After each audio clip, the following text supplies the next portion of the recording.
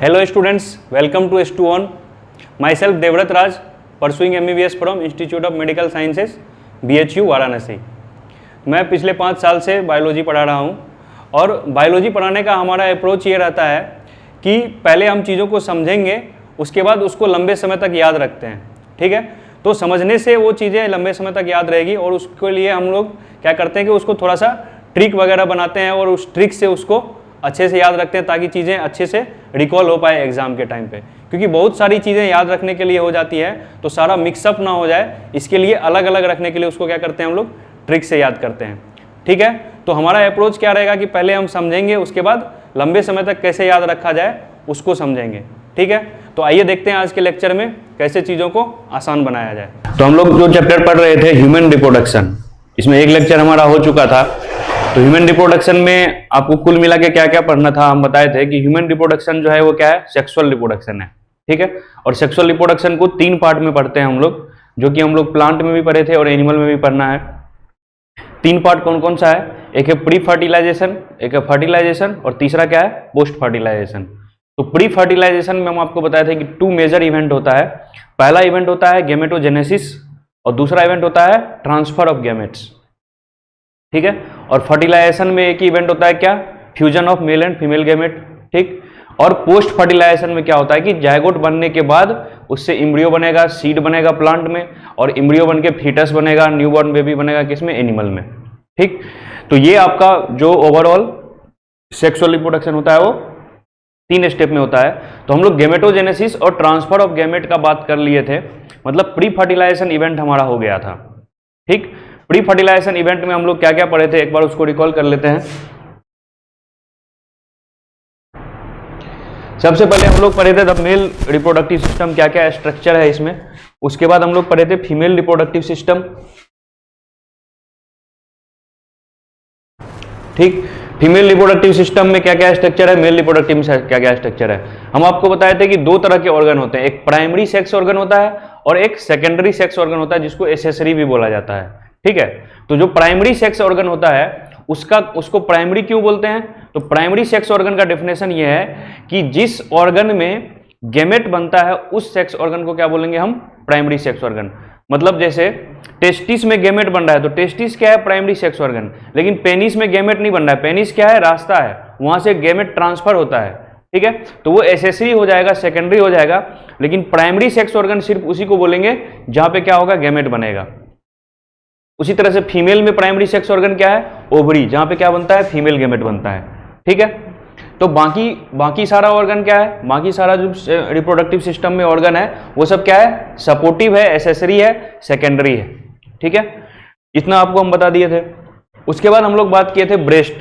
तो ब्रेस्ट के बारे में बताए थे कि ये सेकेंडरी सेक्सुअल कैरेक्टर है, ये सेकेंडरी सेक्सुअल ऑर्गन नहीं है, सेकेंडरी सेक्स ऑर्गन नहीं है, ये क्या है, सेकेंडरी सेक्सुअल कैरेक्टर है। कैरेक्टर कहने का मतलब जैसे मूंछ आ रहा है, दाढ़ी आ रहा है, ठीक है, आर्मपिट में हेयर आ रहा है, प्यूबिक हेयर्स अपीयर हो रहे हैं, तो ये सब क्या है, सेकेंडरी सेक्सुअल कैरेक्टर। तो उसी तरह से सेकेंडरी सेक्सुअल कैरेक्टर है ब्रेस्ट का डेवलपमेंट, ना कि ये क्या है, सेक्स ऑर्गन। सेक्स ऑर्गन नहीं है। सेक्स ऑर्गन उसको कहते हैं जिसका या तो गैमेट के प्रोडक्शन में रोल हो या फिर उस गैमेट के ट्रांसफर में रोल हो। तो जो ब्रेस्ट है उसका किसी चीज में रोल नहीं है, ना तो यहाँ गैमेट बनता है ना यहाँ से गैमेट का ट्रांसफर होता है। ठीक है, इसीलिए ब्रेस्ट क्या है हमारा, सेकेंडरी सेक्सुअल कैरेक्टर। इतना हम लोग चर्चा कर चुके थे। उसके बाद हम बताए थे आपको गैमेटोजेनेसिस। तो गैमेटोजेनेसिस में मेल गैमेट बनने का जो प्रोसेस है उसको क्या बोलते थे हम लोग, स्पर्मेटोजेनेसिस। और फीमेल गैमेट बनने का जो प्रोसेस है उसको क्या बोलते हैं, उसको बोलते हैं हम लोग ऊजेनेसिस। तो स्पर्मेटोजेनेसिस और ऊजेनेसिस, इस दोनों को कंपेयर करके हम आपको बताए थे इस चार्ट से। ठीक है, इस चार्ट में सबसे पहले देखिए स्पर्मेटोजेनेसिस, एक बार रिवाइज कर लेते हैं हम लोग। बताए थे कि जो जर्म सेल होता है वो होता है स्पर्मेटोगोनिया। स्पर्मेटोगोनिया क्या होता है, जर्म सेल होता है। ये कहाँ होगा, ये आपको हम टेस्टिस के स्ट्रक्चर पढ़ाते इसमें बताए थे कि टेस्टिस में क्या होता है, लोब्यूल्स होता है, 200 to 250 लोब्यूल्स होता है। और हर एक लोब्यूल में 1 से 3 क्या होता है, सेमिनिफेरस ट्यूब्यूल होता है। और उस सेमिनिफेरस ट्यूब्यूल के अंदर जर्म सेल होता है। तो उस सेमिनिफेरस ट्यूब्यूल्स के अंदर का जर्म सेल का बात कर रहे हैं हम लोग। ठीक, तो अंदर जो स्पर्मेटोगोनिया है ये क्या है, हमारा जर्म सेल है। स्पर्मेटोगोनिया से क्या होता है, माइटोसिस होता है और डिफरेंशिएशन होता है। तो माइटोसिस और डिफरेंशिएशन, माइटोसिस का मतलब क्या हुआ, एक स्पर्मेटोगोनिया है, डिवाइड करके बहुत सारा स्पर्मेटोगोनिया बनाएगा। डिफरेंशिएशन का मतलब क्या होगा, उससे साइज बड़ा हो रहा है, उसका शेप चेंज हो रहा है, उसमें कुछ ना कुछ डिफरेंशिएशन हो रहा है, ठीक। तो स्पर्मेटोगोनिया डिफरेंशिएट होकर क्या बन जाता है, प्राइमरी स्पर्मेटोसाइट। अब प्राइमरी स्पर्मेटोसाइट में फर्स्ट मियोटिक डिवीजन होता है। ध्यान दीजिएगा, स्पर्मेटोगोनिया से स्पर्मेटोसाइट बना है माइटोसिस से और डिफरेंशिएशन से, लेकिन प्राइमरी स्पर्मेटोसाइट से सेकेंडरी स्पर्मेटोसाइट कैसे बना है, फर्स्ट मियोटिक डिवीजन से, ठीक। तो आप जानते हैं मियोसिस में मियोसिस फर्स्ट होता है और मियोसिस सेकंड होता है। मियोसिस फर्स्ट जो होता है वो रिडक्शन डिवीजन होता है और मियोसिस 2 जो होता है वो इक्वेशनल डिवीजन होता है, यानी कि माइटोसिस के ही इक्वल होता है, ठीक है। तो जो मियोसिस फर्स्ट है वो क्या है, रिडक्शनल डिवीजन, इसीलिए अगर ये 2n है प्राइमरी स्पर्मेटोसाइट तो ये क्या हो जाएगा, n हो जाएगा। सेकेंडरी स्पर्मेटोसाइट क्या हो जाएगा, n हो जाएगा। तो सेकेंडरी स्पर्मेटोसाइट में फिर से वापस क्या हो रहा है, सेकेंड म्यूटिक डिवीजन, और second meiotic division just like कैसा होता है, माइटोसिस। तो n अगर ये n है तो ये भी क्या रहेगा, n रहेगा। तो सेकेंडरी स्पर्मेटोसाइट में जब सेकेंड म्यूटिक डिवीजन होगा तो क्या बनेगा, स्पर्मेटिड्स, और स्पर्मेटिड्स भी क्या रहेगा, n रहेगा, हैप्लॉइड रहेगा। अब स्पर्मेटिड्स से स्पर्म बनना जो प्रोसेस है, यानी कि स्पर्मेटोजोआ बनने का जो प्रोसेस है, इसको क्या बोलते हैं, डिफरेंशिएशन बोलते हैं, ठीक है। तो स्पर्मेटिड से डिफरेंशिएशन हो रहा है, मतलब क्या हो रहा है कि जो सेल राउंड था वो क्या हो गया, अब स्पून शेप हो गया और इसमें क्या लग गया, टेल लग गया, ठीक है। तो ये जो डिफरेंशिएशन हुआ है सेल के शेप में, साइज में, इस डिफरेंशिएशन के कारण क्या हो गया कि स्पर्मेटिड स्पर्मेटोजोआ में कन्वर्ट हो गया और फाइनली क्या बन गया, स्पर्म बन गया। अब ये स्पर्म यहां से निकलेगा, कहां से निकलेगा, जहां बना है वहां से निकलेगा। तो कहां बना है, सेमिनिफेरस ट्यूब्यूल में बना है। तो सेमिनिफेरस ट्यूब्यूल से निकल के कहां जाता है, रेटेटेस्टिस में, रेटेटेस्टिस से निकल के कहां जाता है, वासा एफरेंसिया में, वासा एफरेंसिया से निकल के कहां जाता है, एपिडाडर्मिस में, एपिडाडर्मिस से निकल के कहां जाता है, वास डेफरेंस में, वास डेफरेंस से निकल के कहां जाता है, इजाकुलेटरी डक्ट, इजाकुलेटरी डक्ट से कहां जाता है, पिनाइल यूरेथ्रा, और यूरेथ्रा से फाइनली कहां जाता है, कहां पहुंच जाता है, वो वेजाइना में, ठीक है। तो ये क्या है, route of sperm. Route of sperm sequence देके पूछा जाता है कि which of the following is correct route of transfer of gamete, which of the following is incorrect route of transfer of gamete, इस तरह से आपसे पूछा जाता है।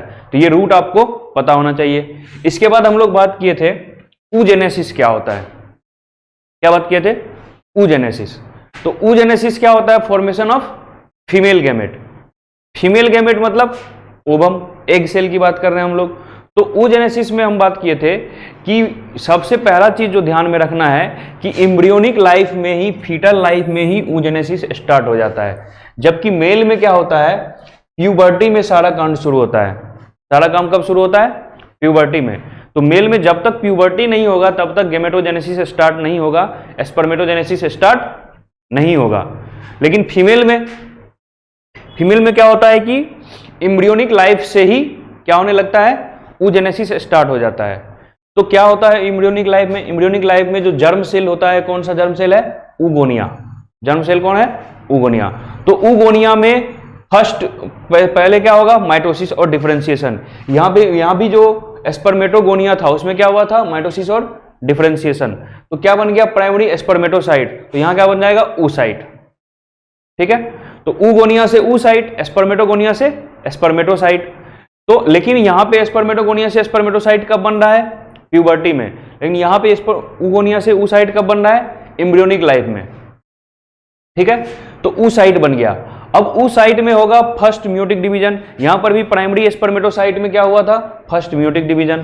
तो फर्स्ट म्यूटिक डिवीजन हुआ तो सेकेंडरी स्पर्मेटोसाइट बन गया और फर्स्ट म्यूटिक डिवीजन यहां कंप्लीट हो जाता है। लेकिन यहां क्या होता है कि प्राइमरी oocyte में फर्स्ट म्यूटिक डिवीजन स्टार्ट तो होता है, लेकिन क्या होता है, प्रोफेज 1 में ही अरेस्ट हो जाता है।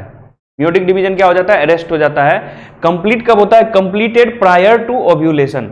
जब ओव्यूलेशन होने वाला रहता है, तो ओव्यूलेशन तो प्यूबर्टी से पहले होगा नहीं, तो मतलब एम्ब्रियोनिक लाइफ से लेके 12-13 साल तक, जब तक प्यूबर्टी नहीं आ जाएगा तब तक वो फर्स्ट म्यूटिक डिवीजन में अरेस्ट रहेगा, प्रोफेज स्टेज में अरेस्ट रहेगा।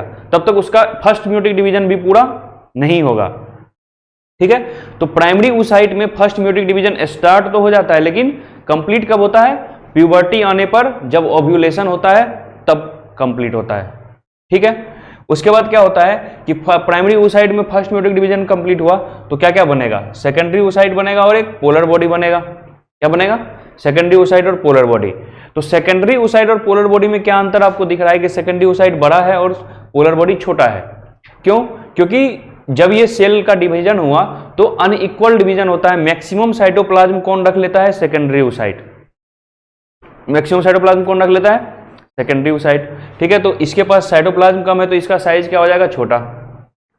अब इस सेकेंडरी oocyte में सेकेंड म्यूटिक डिवीजन होता है और सेकेंड म्यूटिक डिवीजन पूरा कब होता है, जब फर्टिलाइजेशन होगा। फर्टिलाइजेशन के टाइम पे सेकेंड म्यूटिक डिवीजन पूरा होता है और फाइनली जाके क्या बनता है, एग। ठीक, और फिर से क्या बनता है, सेकेंड पोलर बॉडी। तो जो ओवम है इसको क्या बोल सकते हैं हम लोग, एग। और ये हैप्लॉइड होगा कि डिप्लॉइड होगा, ये हैप्लॉइड होगा। तो ये आपका oogenesis है।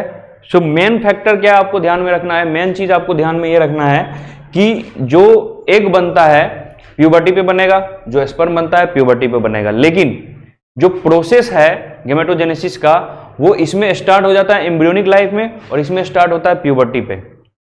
ठीक है, यहां तक क्लियर है, आपको पहले भी पढ़ाए थे ये सब चीज, रिवाइज करा रहे थे हम। आज का हमारा मेन टॉपिक क्या है, मेंस्ट्रुअल साइकिल। मेंस्ट्रुअल साइकिल पढ़ लेंगे, उसके बाद हम लोग फर्टिलाइजेशन पढ़ेंगे। फर्टिलाइजेशन पढ़ने के बाद पोस्ट फर्टिलाइजेशन में देखेंगे प्रेगनेंसी क्या होता है, लैक्टेशन क्या होता है, ठीक है, और कैसे कैसे ऑर्गेनोजेनेसिस होता है। ये सब आज हम लोग को पढ़ना है। ठीक है, तो सबसे पहले स्टार्ट करते हैं मेंस्ट्रुअल साइकिल। मेंस्ट्रुअल साइकिल में देखिए, सबसे पहले इसको समझिए कि इसमें क्या क्या दे रखा है। अगर ये फीमेल है, ठीक, तो इसके एब्डोमिनल कैविटी में ओवरी होगा। क्या होगा, ओवरी होगा। इसके अलावा इसके एब्डोमिनल कैविटी में यहां पे क्या होगा, यूटेरस होगा।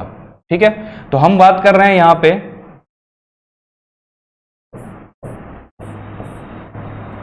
ओवरी है और यहां पे यूटेरस है।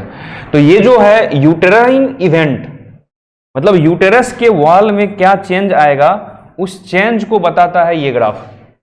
ठीक है, इतना से इतना तक। इसके बाद बोल रहा है ओवेरियन हार्मोन लेवल। ये ओवरी हार्मोन क्या क्या रिलीज करेगा इसको बताने के लिए ग्राफ है ये। कब कम हार्मोन रिलीज कर रहा है, कब ज्यादा रिलीज कर रहा है, कब कम रिलीज कर रहा है, कब ज्यादा रिलीज कर रहा है, तो उसको बताने के लिए ये ग्राफ है। तीसरा बात है कि इस ओवरी के अंदर प्राइमरी oocyte जो है कैसे सेकेंडरी oocyte, टर्शियरी oocyte और टर्शियरी ग्राफियन फॉलिकल में कन्वर्ट होगा। ये फॉलिकुलर डेवलपमेंट ओवरी के अंदर होगा। तो ओवरी के अंदर कैसे कैसे फॉलिकुलर डेवलपमेंट होता है उसको बताने के लिए ये ग्राफ है, ओवेरियन इवेंट। ठीक, और सबसे ऊपर है पिट्यूटरी हार्मोन लेवल। तो पिट्यूटरी होगा यहाँ पे, ठीक, और पिट्यूटरी ग्लैंड जो होता है वो पिट्यूटरी ग्लैंड जो है हार्मोन रिलीज करता है। एंटीरियर पिट्यूटरी से रिलीज होता है। कौन कौन सा हार्मोन रिलीज होता है, LH, FSH।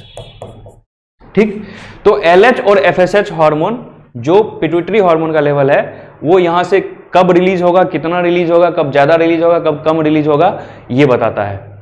तो कुल मिला के ये जो ग्राफ है आपके पास, ये 4 ग्राफ है, चारों ग्राफ को एक साथ जोड़ दिया है, क्योंकि जब ये हो रहा होगा तब ये भी हो रहा होगा, तब ये भी हो रहा होगा, तब ये भी हो रहा होगा। ठीक है, चारों काम एक साथ होता है, इसलिए चारों ग्राफ को एक साथ जोड़ दिया है। अब आपको समझाते हैं ग्राफ में एक्चुअली है क्या।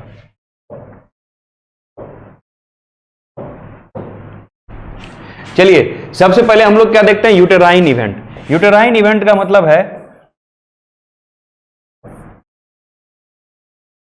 यूटेराइन इवेंट का मतलब है कि यूटेरस का जो वॉल है, आपको बताया था कि यूटेरस का वॉल का 3 लेयर होता है, इंडोमेट्रियम, मायोमेट्रियम, ठीक है, और पेरीमेट्रियम। तो इंडोमेट्रियम का बात कर रहे हैं हम लोग, किसका बात कर रहे हैं, इंडोमेट्रियम। इंडोमेट्रियम का बात क्या कर रहे हैं कि सबसे अंदर का जो लेयर है, यूटेरस का सबसे अंदर का जो लेयर है उसका बात कर रहे हैं। ये जो आपको हम डायग्राम पढ़ाए थे, इस डायग्राम को देखिए ध्यान से। ये इंडोमेट्रियम, मायोमेट्रियम, पेरीमेट्रियम। तो सबसे अंदर वाला क्या है, इंडोमेट्रियम, उसके बीच में क्या है, मायोमेट्रियम, और सबसे बाहर क्या है, पेरीमेट्रियम। तो जो इंडोमेट्रियम है इस लेयर में क्या क्या चेंज आता है, इस चेंज के बारे में आपको उस ग्राफ में पढ़ना है।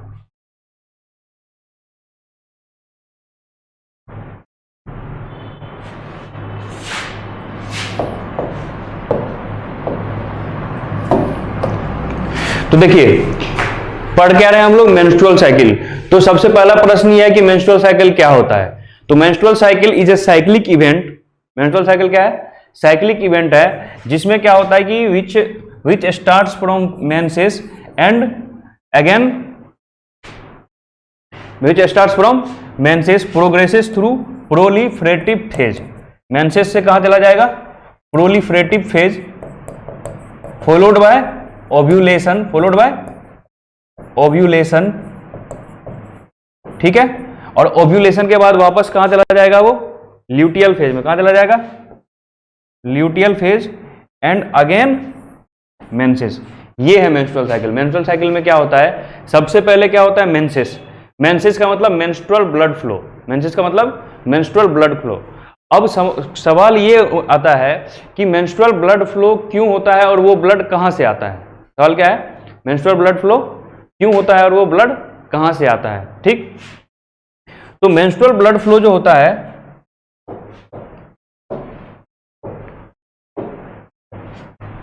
ये अगर आपका इंडोमेट्रियम का लेयर है, इंडोमेट्रियम का वॉल है, तो इंडोमेट्रियम का वॉल है, इसमें क्या होता है, इसमें ब्लड वेसल का सप्लाई होता है। क्या होता है, ब्लड वेसल का सप्लाई होता है। तो छोटे छोटे कैपिलरी, छोटे छोटे आर्टेरियोल्स का सप्लाई होता है, और ये कैपिलरीज क्या होता है, रप्चर हो जाता है, यहां से ये टूट के गिर जाता है।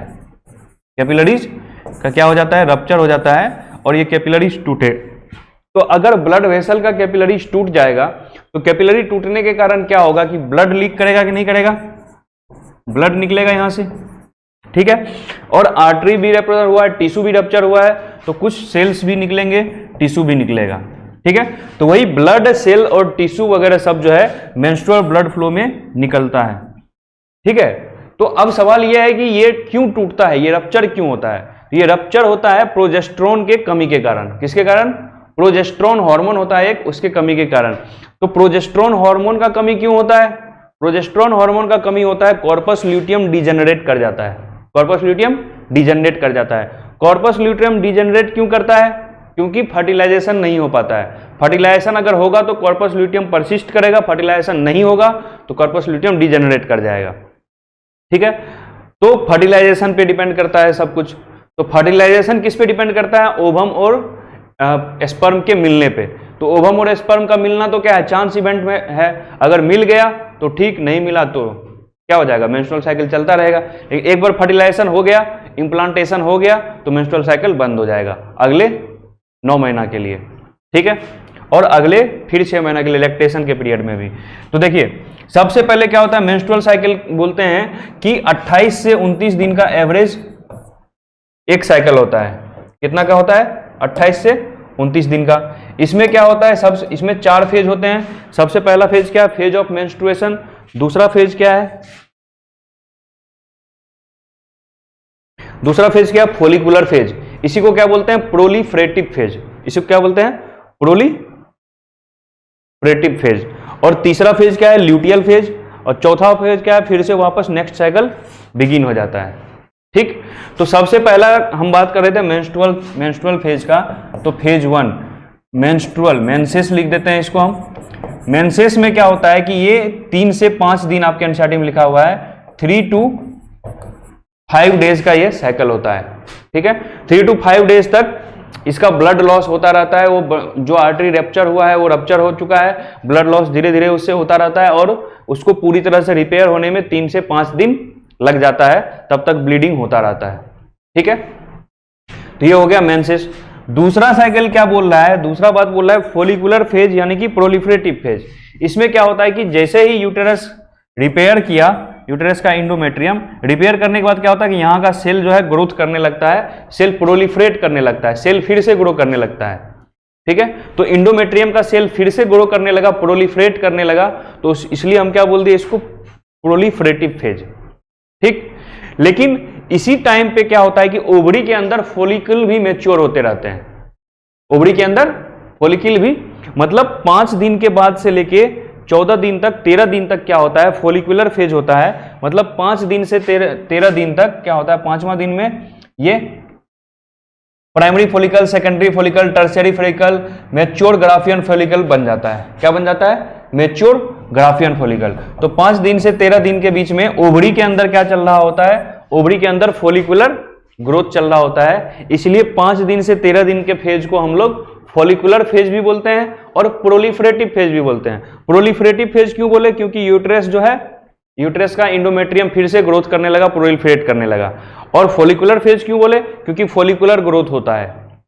ठीक, 14वें दिन जाके क्या होता है, 14वें दिन जाके 14th डे पे क्या हो जाता है कि टर्शियरी फॉलिकल, जो मैच्योर फॉलिकल था ग्राफियन फॉलिकल, वो क्या हो जाता है, रप्चर हो जाता है और उससे ओवम रिलीज हो जाता है, तो उसको हम बोलते हैं ओव्यूलेशन। तो 14th डे पे क्या हो जाता है, ओव्यूलेशन। अब ओव्यूलेशन क्यों होता है, सवाल क्या है कि ओव्यूलेशन क्यों होता है, तो LH का कंसंट्रेशन अचानक से बढ़ जाता है। 14वें दिन क्या होता है, ल्यूटेनाइजिंग हार्मोन, LH का फुल फॉर्म क्या होता है, LH का फुल फॉर्म लिख देते हैं आपको हम,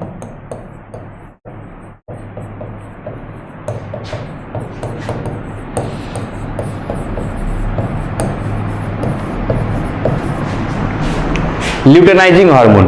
ठीक है, तो ल्यूटेनाइजिंग हार्मोन LH जो कहां से रिलीज होता है, पिट्यूटरी से रिलीज होता है। कौन सा पिट्यूटरी, पिट्यूटरी 2 होता है, एंटीरियर पिट्यूटरी और पोस्टीरियर पिट्यूटरी। तो एंटीरियर पिट्यूटरी से क्या रिलीज होता है, LH, ल्यूटेनाइजिंग हार्मोन रिलीज होता है। अब ये ल्यूटेनाइजिंग हार्मोन का लेवल बढ़ जाएगा तो क्या हो जाएगा, ग्राफियन फॉलिकल क्या हो जाएगा, रप्चर हो जाएगा, और रप्चर होने के कारण क्या होगा, ओव्यूलेशन हो जाएगा। ठीक, और FSH का भी लेवल बढ़ जाता है। FSH का मेन रोल क्या होता है, फॉलिकुलर ग्रोथ कराना। तो आप देख रहे हैं कि यहां से FSH जो है बढ़ने लगा, FSH का अमाउंट जो है वो बढ़ने लगा। तो FSH मतलब फॉलिकुलर स्टिमुलेटिंग हार्मोन। तो फॉलिकल, प्राइमरी फॉलिकल जो डेवलपिंग फॉलिकल है, उसको मैच्योर होने के लिए क्या चाहिए, फॉलिकुलर स्टिमुलेटिंग हार्मोन चाहिए। तो आपसे पूछा जाएगा कि LH हार्मोन का काम क्या है, तो आप बोलेंगे इसका मेन काम क्या है, ओव्यूलेशन कराना। आपसे पूछा जाएगा FSH हार्मोन का काम क्या है, तो आप क्या बोलेंगे, FSH हार्मोन का काम क्या है, फॉलिकुलर स्टिमुलेटिंग हार्मोन है ये, इसका काम क्या है, इसका काम है फॉलिकल्स का ग्रोथ कराना। तो ओव्यूलेशन हो गया। एक बार जब ओव्यूलेशन हो गया तो अब 2 काम हो सकता है, या तो फर्टिलाइजेशन होगा या फर्टिलाइजेशन नहीं होगा। अगर फर्टिलाइजेशन नहीं होगा, उसकी बात पहले कर लेते हैं, क्योंकि ग्राफ में यही दिखाया है कि फर्टिलाइजेशन नहीं होगा। अगर फर्टिलाइजेशन नहीं होगा तो जो रेमिनेंट्स है ग्राफियन फॉलिकल का, वो किस में कन्वर्ट हो जाता है, कॉर्पस ल्यूटियम में। और ये कॉर्पस ल्यूटियम बाद में क्या हो जाता है, रिग्रेस, ये लिखा हुआ है रिग्रेसिंग कॉर्पस ल्यूटियम, मतलब डिजेनरेट कर जाता है। लेकिन जब तक ये रहता है तब तक ये प्रोजेस्टेरोन रिलीज करता है, और वो प्रोजेस्टेरोन क्या करता है कि यूटेराइन का जो इंडोमेट्रियम लेयर है उसको, उसका ग्रोथ करवाता है, यूटेरस का इंडोमेट्रियम लेयर का ग्रोथ करवाता है। तो मैक्सिमम ग्रोथ होता है ल्यूटियल फेज में यूटेरस का, यूटेरस के इंडोमेट्रियम लेयर का। तो इसलिए आपसे अगर पूछा जाएगा कि यूटेराइन टिश्यू का मैक्सिमम प्रोलिफरेशन कब होता है, तो आप बताएंगे ल्यूटियल फेज में, ल्यूटियल फेज में, या फिर सेक्रेटरी फेज बोलते हैं इसको। सेक्रेटरी फेज क्यों बोल रहे हैं, क्योंकि कॉर्पस ल्यूटियम प्रोजेस्टेरोन सेक्रेट कर रहा है। ठीक है, अब क्या होगा कि जैसे ही फर्टिलाइजेशन नहीं हुआ तो कॉर्पस ल्यूटियम क्या हो जाएगा, डीजेनरेट, और कॉर्पस ल्यूटियम अगर डीजेनरेट हो जाएगा तो प्रोजेस्टेरोन भी नहीं मिलेगा। अब प्रोजेस्टेरोन ही क्या करता था, इसका ग्रोथ कराता था, इसको मेंटेन करके रखता था। अब प्रोजेस्टेरोन नहीं रहेगा तो ये फिर से ये सारा लेयर क्या हो जाएगा, टूट के गिरने लगेगा, और टूट के गिरने लगेगा तो फिर से क्या हो जाएगा, ब्लड फ्लो स्टार्ट हो जाएगा, फिर से मेंस्ट्रुअल साइकिल स्टार्ट हो जाएगा। तो ये आपका मेंस्ट्रुअल साइकिल है। इसमें आपको ध्यान क्या रखना है कि 14वें दिन जाके LH और FSH का सर्ज होता है। ऐसे बोला जाता है कि LH surge, FSH surge. Surge मतलब अचानक से उसका अमाउंट बढ़ गया, एंटीरियर पिट्यूटरी जो है ज्यादा LH सीक्रेट करने लगा, तो उससे क्या हो जाता है कि ओव्यूलेशन हो जाता है। ठीक, तो ये आपका NCERT का ग्राफ था। इसमें 4 ग्राफ एक साथ है कि इंडोमेट्रियल टिश्यू में क्या हो रहा है, एस्ट्रोजन और प्रोजेस्टेरोन का लेवल देखिए, एस्ट्रोजन भी बढ़ जा रहा है कहाँ, 14वें दिन के आसपास, और प्रोजेस्टेरोन देखिए इधर आके बढ़ रहा है ल्यूटियल फेज में। तो ल्यूटियल फेज में प्रोजेस्टेरोन क्यों बढ़ रहा है, क्योंकि कॉर्पस ल्यूटियम सीक्रेट करता है प्रोजेस्टेरोन, तो ल्यूटियल फेज में प्रोजेस्टेरोन का अमाउंट ज्यादा हो गया। और इधर देखिए कि फॉलिकल सीक्रेट कर रहा था एस्ट्रोजन, तो जब तक फॉलिकल था एस्ट्रोजन ज्यादा था, फिर बाद में क्या हो गया, एस्ट्रोजन कम हो गया। ठीक, तो ये आपका है ग्राफ एस्ट्रोजन और प्रोजेस्टेरोन का। तो एक साथ 4 ग्राफ आपको डिस्कस कर दिए। नेक्स्ट है हमारा टॉपिक फर्टिलाइजेशन एंड इम्प्लांटेशन। तो फर्टिलाइजेशन कैसे होगा, अभी अभी हम आपको बताएं कि ग्राफियन फॉलिकल से ओवम रिलीज हुआ। तो जो ओवम रिलीज होता है उसमें क्या होता है, उसमें 3 लेयर होता है। इसके ऊपर जोना पेलुसिडा का लेयर होता है और उसके भी ऊपर कोरोना रेडियाटा होता है। क्या होता है? Corona radiata. कोरोना रेडियाटा का सेल होता है। ठीक, तो ये पीला वाला क्या है? Corona radiata. ये आपके एनसीईआरटी में डायग्राम बना हुआ है। इसके अंदर जो ब्लू वाला है ये क्या है? ये है जोना पेलुसिडा। और सबसे अंदर जो रेड वाला है, रेड वाला लाइन, इसको बोला है पेरी वाइटलाइन स्पेस। ठीक है, और इस सब के अंदर है आपका एग सेल, ओवम। ठीक है, तो अभी जो ये है ये क्या है? ये सेकेंडरी oocyte है। ये क्या है? सेकेंडरी oocyte का स्ट्रक्चर आपको बनाया है। अब इस सेकेंडरी oocyte में क्या होगा कि स्पर्म आएगा और स्पर्म आके फर्टिलाइजेशन करेगा। ये क्या है? स्पर्म। ये स्पर्म का हेड है और ये स्पर्म का टेल है। तो स्पर्म आएगा और यहाँ पे इसको पेनिट्रेट करने का कोशिश करेगा। तो ये स्पर्म आके इस कोरोना रेडियाटा के अंदर घुसेगा और यहाँ आके इसको जोना पेलुसिडा को क्या करना चाहेगा? इसको पेनिट्रेट करके अंदर ओवम में घुसना चाहेगा। ठीक है, तो जोना पेलुसिडा के लेयर को डिजोल्व करने के लिए स्पर्म के, आपका एनसीईआरटी बोलता है कि स्पर्म के एक्रोसोम से कुछ रिलीज होता है। तो क्या रिलीज होता है? वो जोनालाइसिन रिलीज होता है। क्या रिलीज होता है? जोनालाइसिन। जो क्या करता है? एक्रोसोम से रिलीज होता है जोनालाइसिन, जो क्या करता है? इस जोना पेलुसिडा को डिजोल्व करता है। तो क्या करता है? स्पर्म पेनिट्रेट कर पाता है ओवम तक। जैसे ही स्पर्म ओवम को टच करेगा, क्या हो जाएगा कि बाकी सारा स्पर्म के लिए रास्ता बंद हो जाएगा। एक स्पर्म टच कर जाएगा, क्योंकि एक बार में मिलियंस ऑफ स्पर्म आते हैं, तो मिलियंस ऑफ स्पर्म एक ही ओवम को फर्टिलाइज नहीं करेगा। या फिर ऐसा नहीं होगा कि बहुत सारा स्पर्म बहुत सारे ओवम को फर्टिलाइज कर दिया, ऐसा चांस बिल्कुल कम होता है। ठीक है, क्योंकि एक बार में 1 से 2 ही ओवम रिलीज होता है और मैच्योर होता है एक बार में एक ही ओवम रिलीज होता है। तो ओवम एक है और स्पर्म मिलियंस में है। तो फर्टिलाइजेशन ऐसा नहीं है कि एक बार में 4 स्पर्म एक ओवम को फर्टिलाइज कर दिया। जैसे ही एक स्पर्म पहुंचेगा ओवम तक, बाकी सारे स्पर्म के लिए रास्ता बंद हो जाएगा। ठीक, तो फर्टिलाइजेशन हो रहा है, जोनालाइसिन रिलीज किया। अब क्या होगा कि यहां पे आके इसका सेकेंड मियोटिक डिवीजन कंप्लीट होगा। क्या होगा? Second meiotic division completes at the time of fertilization. At the time of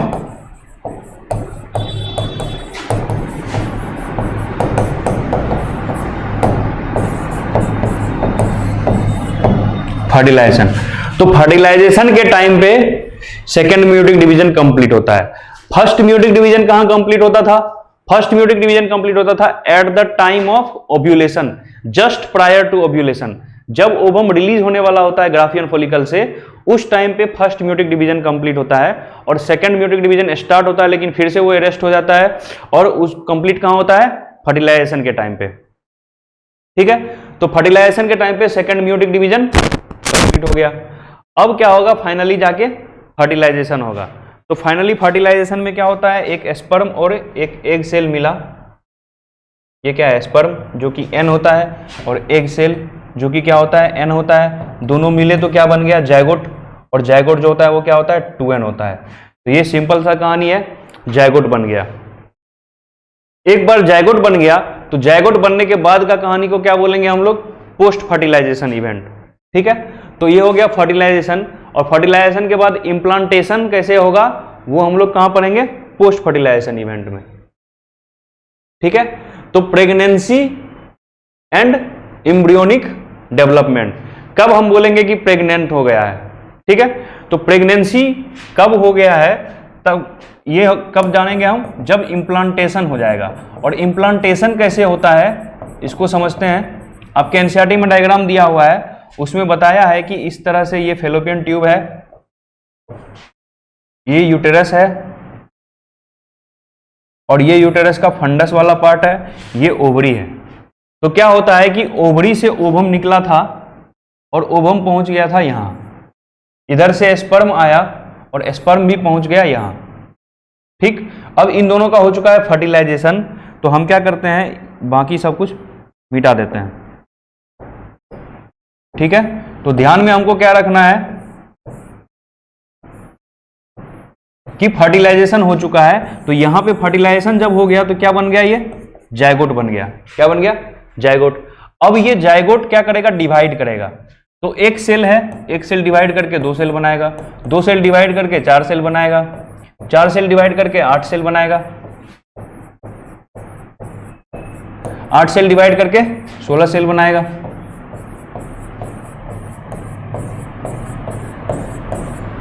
ठीक, तो 1 2 4 8 16 सेल डिवाइड करके क्या बनाता है, 32 सेल बनाएगा।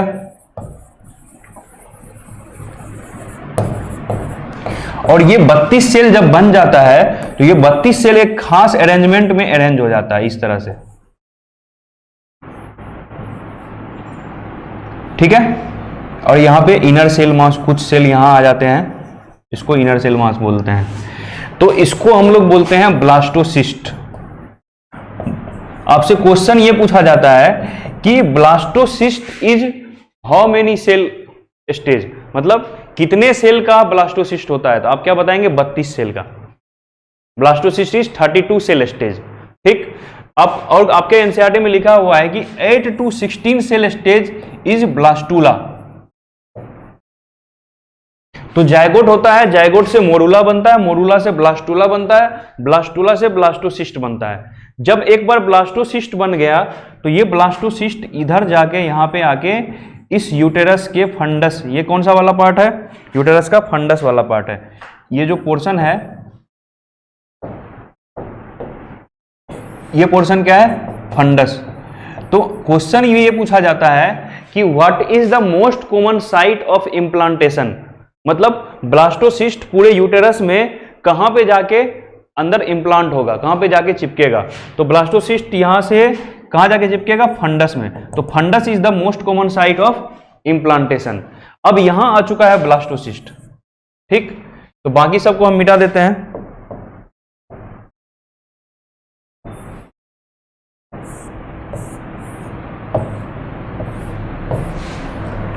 यहां कौन आ गया है, ब्लास्टोसिस्ट। तो इस ब्लास्टोसिस्ट में खास बात क्या है, ये समझिए। ब्लास्टोसिस्ट में डिफरेंशिएशन होता है। डिफरेंशिएशन होकर क्या होता है कि एक इनर सेल मास बनता है और ये जो बाहर का लेयर है इसको हम लोग बोलते हैं ट्रोफोब्लास्ट।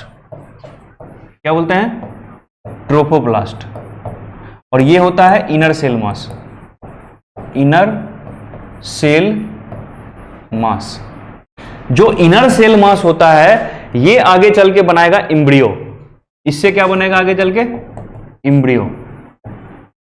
और ये ट्रोफोब्लास्ट जो होता है इसका 2 काम होता है, या तो इम्ब्रियो को न्यूट्रिशन देगा एक ये, और ये ट्रोफोब्लास्ट इधर से इसको फंडस में अटैच करके रखेगा, फंडस में एडेशन में हेल्प करेगा। तो ट्रोफोब्लास्ट एडेशन में भी हेल्प करेगा और ये इम्ब्रियो को न्यूट्रिशन भी देगा। ठीक, अब ये क्या होगा कि धीरे धीरे क्या होता है कि ये यूटेराइन का टिश्यू इसके चारों तरफ ग्रोथ करने लगता है, और धीरे धीरे क्या होता है कि ये यूटेराइन का टिश्यू ग्रोथ कर करके इस पूरे ब्लास्टोसिस्ट को अपने अंदर ले लेता है।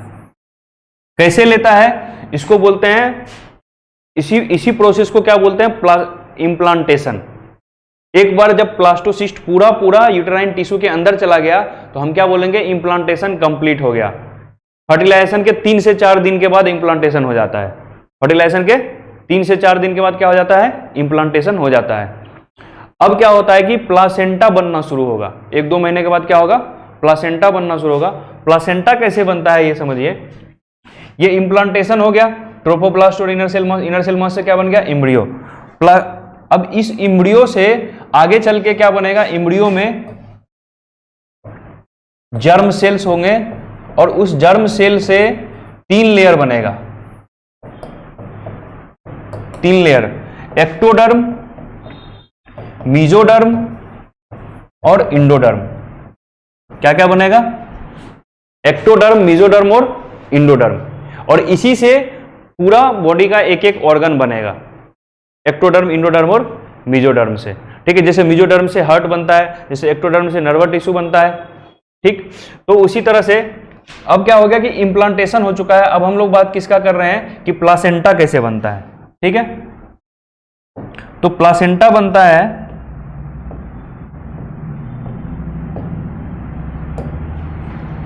देखिए, ये हमारा ब्लास्टोसिस्ट है, ये यूटेरस के टिश्यू के अंदर आ चुका है, ये यूटेरस का फंडस वाला पार्ट है।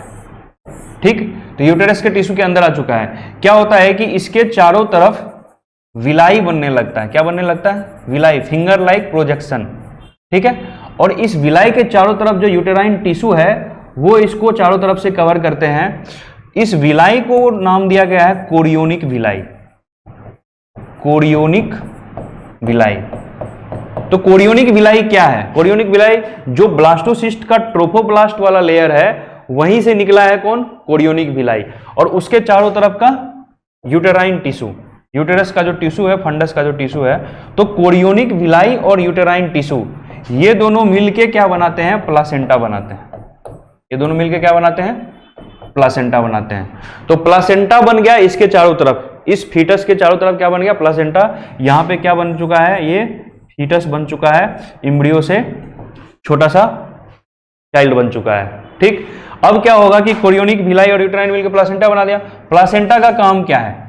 प्लासेंटा का काम है कि ये जो एम्ब्रियो ग्रो कर रहा है, जो फीटस ग्रो कर रहा है, इसको न्यूट्रिशन देना। इसको क्या करना? न्यूट्रिशन देना। मतलब प्लासेंटा के ये जो यूटेराइन टिश्यू है, यूटेराइन टिश्यू किससे कनेक्टेड है? मदर से। तो मदर के ब्लड सप्लाई से क्या आएगा? ऑक्सीजन और न्यूट्रिएंट्स आएगा, और ऑक्सीजन और न्यूट्रिएंट्स किसको मिलेगा? इस डेवलपिंग फीटस को मिलेगा। ठीक, और यहां से जो अब डेवलपिंग फीटस है, जब ये ऑक्सीजन और न्यूट्रिएंट्स को यूटिलाइज करेगा तो जो एक्सक्रेटरी वेस्ट मिलेगा, जो एक्सक्रेटरी मटेरियल मिलेगा, वो यहां से वापस भी जाएगा कि नहीं जाएगा? तो इसी प्लासेंटा में ये वापस चला जाएगा। ठीक, तो वेस्ट मटेरियल जाएगा, न्यूट्रिएंट्स आएगा। ये दोनों जो प्लासेंटा ये जो प्लासेंटा है, ये फीटस को मदर से कनेक्ट करता है। प्लासेंटा क्या करता है? फीटस को मदर से कनेक्ट करता है, और जिस स्ट्रक्चर से कनेक्ट करता है उस स्ट्रक्चर का नाम होता है अम्बिलिकल कोड। उस स्ट्रक्चर का नाम क्या होता है? Umbilical cord. तो foetus is connected to mother through umbilical cord. तो अम्बिलिकल कोड से ही न्यूट्रिएंट्स आएगा और वेस्ट मटेरियल जाएगा।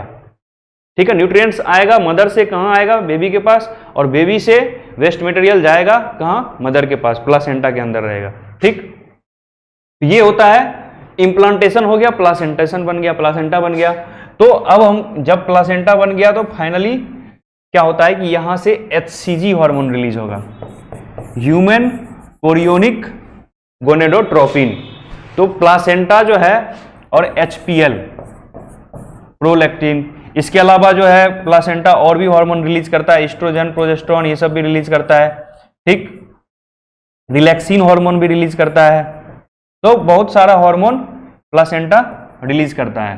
तो HCG जो होता है ये मार्कर होता है प्रेगनेंसी का। किसका? प्रेगनेंसी का।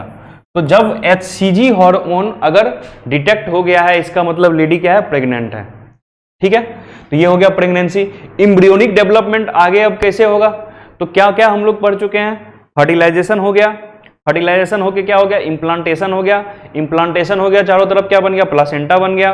प्लासेंटा बनने के बाद अब आगे क्या होगा? इस एम्ब्रियो का, फीटस का आगे चल के डेवलपमेंट होगा। तो आपके एनसीईआरटी में लिखा हुआ है कब कब क्या बनता है, थोड़ा बहुत आपको आइडिया होना चाहिए। बोलता है कि पहले मंथ में, जैसे ही 1 मंथ कंप्लीट होता है, ऑन कंप्लीशन ऑफ, जब फीटस जो है 1 मंथ कंप्लीट कर लेता है तो बोलता है कि आप हार्ट साउंड सुन सकते हैं। फीटस का हार्ट साउंड सुन सकते हैं। मतलब 1 महीना के प्रेग्नेंट लेडी में बच्चे का हार्ट का जो है साउंड सुना जा सकता है। ठीक है, उसके बाद बोलता है कि दूसरे महीने में, सेकेंड मंथ जब कंप्लीट हो जाता है, तो सेकेंड मंथ कंप्लीट होते होते क्या क्या डेवलप हो जाता है? Limbs and digits. क्या क्या डेवलप हो जाता है? Limbs and digits. तो लिम्ब मतलब फोर लिम्ब यानी कि दोनों हाथ, और हिंड लिम्ब मतलब दोनों पैर। तो हाथ और पैर डेवलप हो जाते हैं सेकेंड मंथ में, डेवलप होने शुरू हो जाते हैं, डेवलप हो जाते हैं पूरी तरह से। डिजिट्स भी आने लगते हैं, मतलब हाथ बन गया, उंगली भी बन गया, हाथ की उंगली और पैर की उंगली भी बन जाता है। ठीक है, उसके बाद आपको बोलता है कि फोर्थ मंथ तक में, फिफ्थ मंथ में, फिर नाइन्थ मंथ में। ठीक है, तो बोलता है कि first fetal movement, first fetal movement मतलब बोलते हैं कि बच्चा लात मार रहा है, तो जो फीटस का मूवमेंट है, जब बच्चा घूमेगा लात मारेगा, तो वो लात कब आपको अनुभव होगा? 5वें महीने में। जब बच्चा 5 महीना का हो जाएगा तब फीटल मूवमेंट एक्सपीरियंस होता है। ठीक है, तो ये आपका एनसीईआरटी में लिखा हुआ है। बोलता है कि तीसरे और टिल फर्स्ट ट्राइमेस्टर मतलब 3 मंथ के बाद जो है मेजर ऑर्गन्स बनने शुरू हो जाते हैं। जो भी मेजर ऑर्गन्स है, किडनी, लंग्स, हार्ट, ये सब जो है लगभग बन जाते हैं या बनने शुरू हो जाते हैं। ठीक है, 3 मंथ में, 5 मंथ हो गया, 9th मंथ तक क्या हो जाएगा कि कंप्लीट ऑर्गेनोजेनेसिस हो चुका होता है, एक एक ऑर्गन बन चुका होता है, सब कुछ सेक्स ऑर्गन वगैरह सब डिफरेंशिएट हो चुका होता है। तो कंप्लीट ऑर्गेनोजेनेसिस 9th मंथ तक हो जाता है और foetus is ready to deliver. जब 9 महीना हो जाएगा तो बच्चा का एक एक अंग सब कुछ बन चुका होता है। ठीक, अब 9th मंथ के बाद अब क्या होना है? अब होना है डिलीवरी। ठीक है, तो इसके बाद एम्ब्रियोनिक डेवलपमेंट के बाद हम लोग क्या पढ़ेंगे? Parturition and lactation. तो पार्चुरेशन क्या होता है? पार्चुरेशन होता है delivery of foetus, delivery of foetus या newborn, delivery of newborn after 9 month. जब मैच्योर बेबी बन गया तो उसका क्या करना? डिलीवरी ही पार्चुरेशन कहलाता है। तो बात यह है कि पार्चुरेशन होता कैसे है, कैसे पता चलेगा कि अब 9 महीना पूरा हो गया है, अब पार्चुरेशन होना चाहिए? तो क्या होता है कि जैसे ही 9 मंथ पूरा हुआ, जैसे ही 9 मंथ पूरा हुआ तो फीटल इजेक्शन रिफ्लेक्स की बात किया आपका एनसीईआरटी। आपका एनसीईआरटी बोलता है कि फीटल इजेक्शन रिफ्लेक्स स्टार्ट होता है। फीटल मतलब फीटस, इजेक्शन मतलब इजेक्ट करना है उसको। ठीक है, तो प्लासेंटा से उसको इजेक्ट करके वेजाइनल कैनाल के थ्रू बाहर करना है, तो उसके लिए एक रिफ्लेक्स जनरेट होता है। मतलब 9 महीना हुआ तो प्लासेंटा से कहां जाता है? सिग्नल जाता है कहां? ब्रेन को, और ब्रेन क्या करता है? फीटल इजेक्शन रिफ्लेक्स क्रिएट करता है। तो फीटल इजेक्शन रिफ्लेक्स के जनरेट होने से क्या होता है कि ऑक्सीटोसिन हार्मोन रिलीज होता है। और ऑक्सीटोसिन क्या करता है? ऑक्सीटोसिन यूटेराइन कॉन्ट्रैक्शन करवाता है। क्या करवाता है? Uterine contraction. तो ऑक्सीटोसिन हार्मोन क्या करेगा कि यूटेरस में कॉन्ट्रैक्शन कराएगा। तो यूटेरस जब कॉन्ट्रैक्ट करेगा तो वो प्लासेंटा को इस तरह से दबाएगा, तो दबाएगा तो वो नीचे की ओर धक्का देगा, उसको पुश करेगा। यूटेरस में जब कॉन्ट्रैक्शन होगा तो क्या करेगा? प्लासेंटा को नीचे की ओर पुश करेगा, तो उससे क्या होगा कि डिलीवरी में आसानी होगी। ऑक्सीटोसिन रिलीज हुआ, यूटेरस में कॉन्ट्रैक्शन हुआ, जितना ज्यादा यूटेरस में कॉन्ट्रैक्शन होगा उतना और ऑक्सीटोसिन रिलीज होगा, तो और कॉन्ट्रैक्शन होगा और ऑक्सीटोसिन रिलीज होगा और कॉन्ट्रैक्शन होगा। इसको पॉजिटिव फीडबैक मैकेनिज्म बोलते हैं। इससे क्या होता है कि फीटस के डिलीवरी में हेल्प मिलता है। इसके अलावा रिलैक्सिन हार्मोन होता है जो कि प्यूबिक सिंपैसिस को रिलैक्स करता है, तो जिससे क्या होता है कि गैप क्रिएट होता है और ज्यादा स्पेस होता है फीटस को बाहर डिलीवर होने में।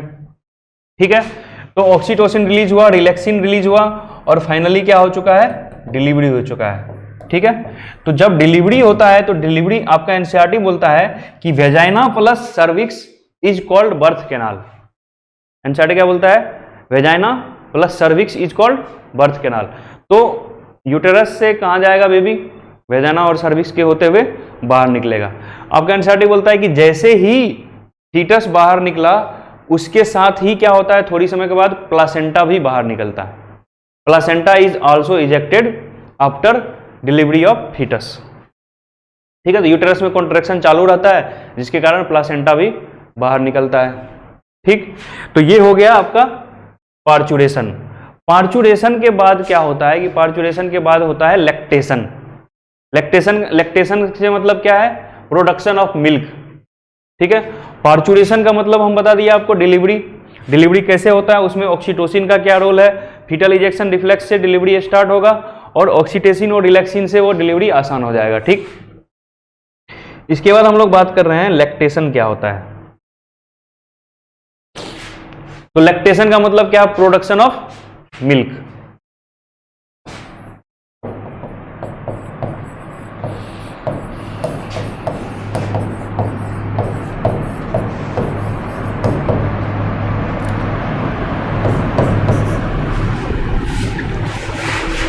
तो जैसे ही लेडी प्रेग्नेंट होती है तो लेडी के प्रेग्नेंट होने के बाद क्या होता है कि प्रोलैक्टिन हार्मोन बॉडी में रिलीज होने लगता है। प्रोलैक्टिन हार्मोन, तो prolactin hormone is milk producing hormone. Milk producing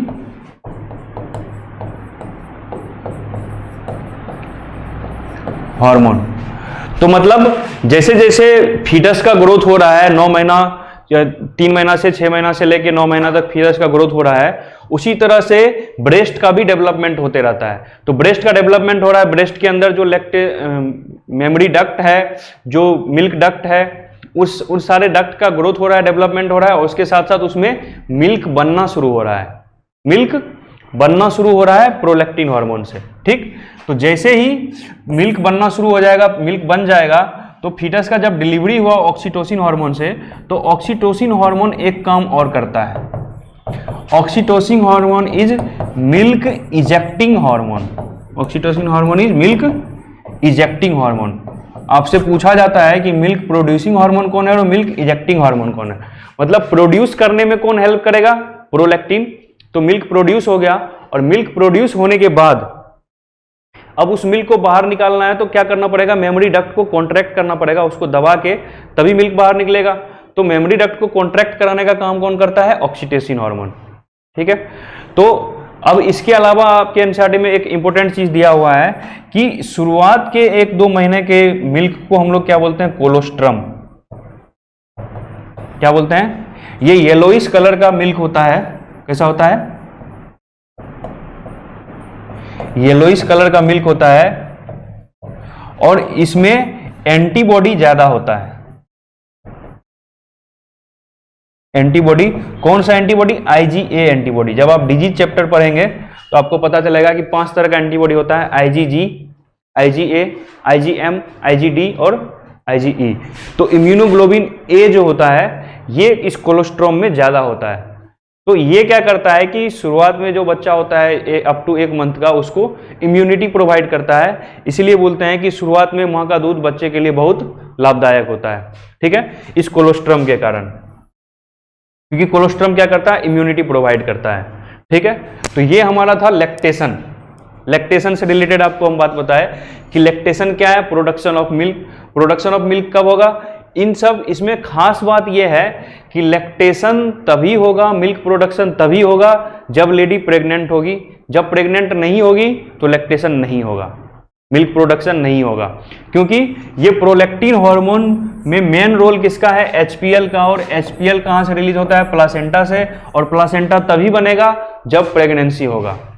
तो प्लासेंटा बनने के बाद ही प्रोलैक्टिन हार्मोन का इजेक्शन रिलीज शुरू होता है और मिल्क प्रोडक्शन स्टार्ट होता है। ठीक है, तो milk production is always related to pregnancy. ठीक है, तो क्या होता है कि क्वेश्चन आपसे एक और पूछा जाता है कि लैक्टेशन के टाइम पे मेंस्ट्रुअल साइकिल होता है कि नहीं होता है। तो लैक्टेशन के टाइम पे मेंस्ट्रुअल साइकिल नहीं होता है। तो 6 महीने का जो पीरियड है लैक्टेशन का माना जाता है। ठीक है, और 9 महीना का जो है वो उसको बोलते हैं जेस्टेशन। तो 2 वर्ड है आपको, एक वर्ड होता है जेस्टेशन, मतलब पीरियड ऑफ प्रेगनेंसी। ठीक है, और एक वर्ड होता है लैक्टेशन।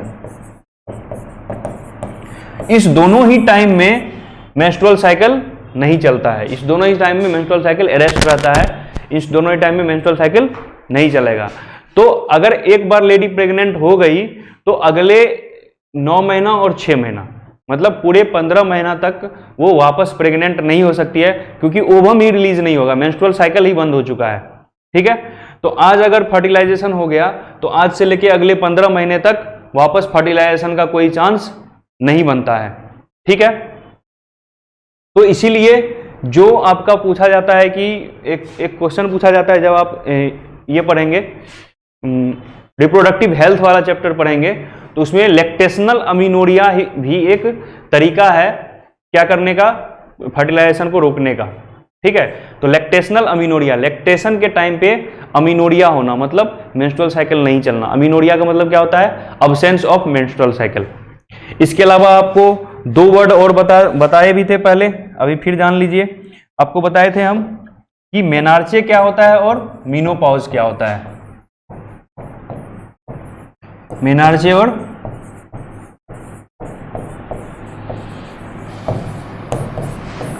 तो मेनार्चे होता है कि एट प्यूबर्टी, प्यूबर्टी पे जब सबसे पहला मेंस्ट्रुअल साइकिल शुरू होता है उस फेज को हम मेनार्चे बोलते हैं। तो मेनार्चे स्टार्ट होता है प्यूबर्टी पे। ठीक है, और menopause when menstrual cycle stops permanently, when menstrual cycle stops permanently, मतलब इसके बाद अब फिर कभी मेंस्ट्रुअल साइकिल नहीं होगा, लास्ट मेंस्ट्रुअल साइकिल हो गया उसके बाद अब फिर कभी मेंस्ट्रुअल साइकिल नहीं होगा, तो उस स्टेज को हम मीनोपॉज बोलते हैं। जनरली ये 45 से 50 साल में होता है लेडीज में। आपका एनसीईआरटी बोलता है कि 50 साल के बाद, तो आप 50 साल याद करेंगे। ठीक है, तो 50 साल के बाद जनरली क्या नहीं होता है, ओव्यूलेशन नहीं होता है, मेंस्ट्रुअल साइकिल रन नहीं करता है। ठीक है, तो ये मेनार्चे और मीनोपॉज बता दिए आपको। तो यहां पे आपका चैप्टर खत्म हो गया। एक बार रिवाइज कर लेते हैं क्या क्या पढ़ाए थे आपको हम। सबसे पहले आपको बताया कि ह्यूमन रिप्रोडक्शन जो है वो क्या है, सेक्सुअल रिप्रोडक्शन है। तो उसमें 3 इवेंट होगा, प्री फर्टिलाइजेशन, फर्टिलाइजेशन और पोस्ट फर्टिलाइजेशन। इसमें ध्यान से देखिए आप लोग।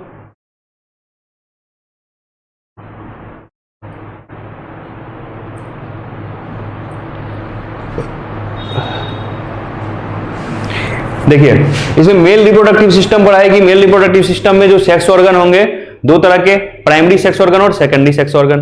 जो प्राइमरी सेक्स ऑर्गन होगा उसका काम क्या है, गैमेट बनाना, और सेकेंडरी सेक्स ऑर्गन का काम क्या है, गैमेट का ट्रांसफर करना।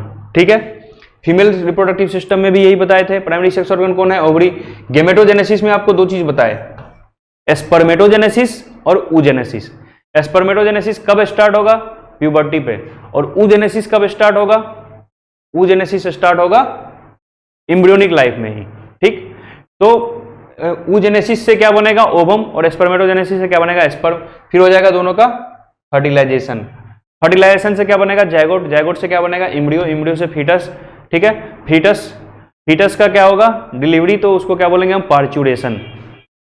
ठीक है, तो ये पार्चुरेशन भी हम लोग पढ़ लिए। फिर हम लोग बताए कि मेंस्ट्रुअल साइकिल क्या होता है। मेंस्ट्रुअल साइकिल में क्या क्या इवेंट होता है।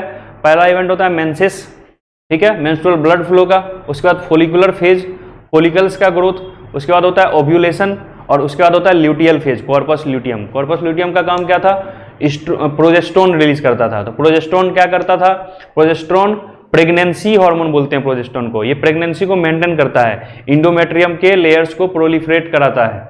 ठीक है, फिर हम बताएं प्रेगनेंसी किसको कहते हैं और इसमें एम्ब्रियोनिक डेवलपमेंट क्या क्या होता है। पहले महीने पे क्या होगा, दूसरे महीने पे क्या होगा, तीसरे महीने पे क्या होगा, 5वें महीने पे क्या होगा। ये आपके एनसीईआरटी में दिया हुआ है, आप इसको पढ़ के याद कर सकते हैं, पूछा जाता है ये सब क्वेश्चन।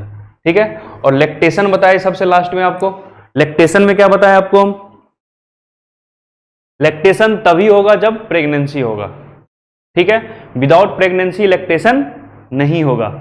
ठीक है, क्यों, क्योंकि प्लासेंटा से मेनली प्रोलैक्टिन हार्मोन रिलीज होता है, और वो क्या करता है, prolactin hormone is milk formation hormone, milk production hormone.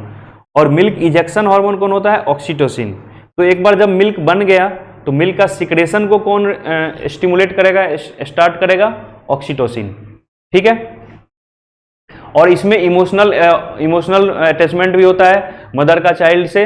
जैसे इसमें ये होता है कि अगर मदर है, चाइल्ड है, तो वो चाइल्ड, उस चाइल्ड को अगर फीडिंग कराना है, ब्रेस्ट फीडिंग कराना है, तो मिल्क इजेक्ट होगा। लेकिन अगर किसी दूसरे का चाइल्ड है, उसको अगर हमको ब्रेस्ट फीडिंग कराना है, तो मिल्क इजेक्शन नहीं होता है या मिनिमम होता है।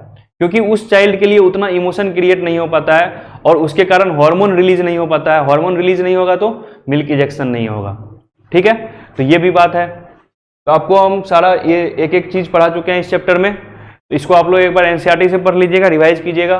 कोई डाउट होगा तो पूछिएगा, हम हमेशा तैयार हैं आपके लिए। ठीक है, थैंक यू। फिर मिलेंगे नए चैप्टर के साथ। धन्यवाद। On IS2ON study is always on. Concepts के बेहतर रियलाइजेशन के लिए IS2ON पर बने रहिए।